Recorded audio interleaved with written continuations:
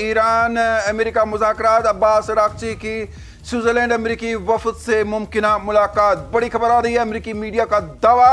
अमेरिकी खबर नशरियाती इदारे ने खबर दी है कि ईरानी वज़ीर ख़ारजा अब्बास अराग़ची शनिचर के रोज़ स्विट्ज़रलैंड का दौरा कर सकते हैं। ताहम उनके सफ़र के दिन और वक्त के बारे में अभी हतमी फैसला और इससे में तब्दीली का इम्कान मौजूद है। BBC फारसी ने अमेरिकी नशरियाती इदारे का हवाला देते हुए मजीद ये भी कहा है कि इससे कबल ये इत्तलात भी दी गई थी कि अमेरिकी सदर के खसूसी एलची जो है स्विट्ज़रलैंड रवाना हो चुके हैं, जबकि अमेरिकी इंतजामिया के एक और अमेरिकी सदर के दामाद भी वहाँ मौजूद है। रिपोर्ट्स में कहा गया है कि ईरान और अमेरिका के दरमियान मुमकिन मुआहदे पर इब्तिदाई मुज़ाकरात का पहला दौर स्विट्ज़रलैंड के शहर बर्गनस्टॉक में मुतवक्का है। ताहम मुज़ाकरात के दुरुस्त तारीख का भी ऐलान नहीं किया गया। दूसरी जानिब कतर के वज़ीर आज़म और वज़ीर ख़ारजा शेख मोहम्मद बिन अब्दुर्रहमान अल सानी, जो तेहरान और वाशिंगटन के दरमियान अहम सालसों में शामिल किए जाते हैं, जुमा के रोज़ स्विट्ज़रलैंड पहुँच चुके हैं। इधर अमेरिकी नायब सदर जेडी वेंस को अमेरिकी वफ़द की क़यादत करना थी, ताहम उन्होंने जुमेरात की शाम आखिरी वक्त में अपना दौरा मनसूख कर दिया।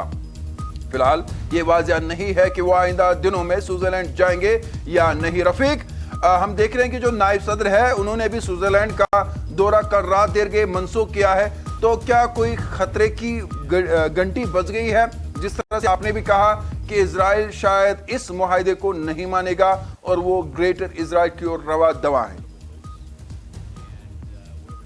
देखिए तारिक, जिस तरीके से मैंने आपको आगाज में ही बताया कि जब अमेरिका और ईरान के दरमियान ये अमन मुआहिदा हुआ और इस अमन मुआहिदे में सबसे पहले ये लिखा गया था, पॉइंट ये था कि तमाम फ्रंट्स पे सीज फायर होना चाहिए, लेकिन इसराइल इस बात को मानने के लिए तैयार नहीं है और Israel is going to be a major spoiler, वो हमें दिख रहा है। क्योंकि जो जनूबी लेबनान में इस वक्त भी इसराइल की जानिब से जो एयर स्ट्राइक्स की जा रही है, जहां पे काफी नुकसान हो रहा है। और यहां आपको बता दूं कि अमेरिकी नायब सदर जेडी वेंस ने सीधे तौर पे उन कैबिनेट मिनिस्टर्स जो बेंजामिन नेतन्याहू के कैबिनेट मिनिस्टर से उनको चेतावनी दी है और उनको खबरदार किया है कि अगर उन्होंने इस तरीके की फौजी कार्रवाई मजीद लेबनान में की तो उनके खिलाफ भी कार्रवाई हो सकती है। फिलहाल के तौर पे हम देख रहे हैं कि जो अमन मुआहिदा तय हो गया था अमेरिका और ईरान के दरमियान, और हमने देखा था कि किस तरीके से अमेरिकी सदर और जो ईरान के सदर थे उन्होंने इलेक्ट्रॉनिकली उस MOU पे साइन भी किया था।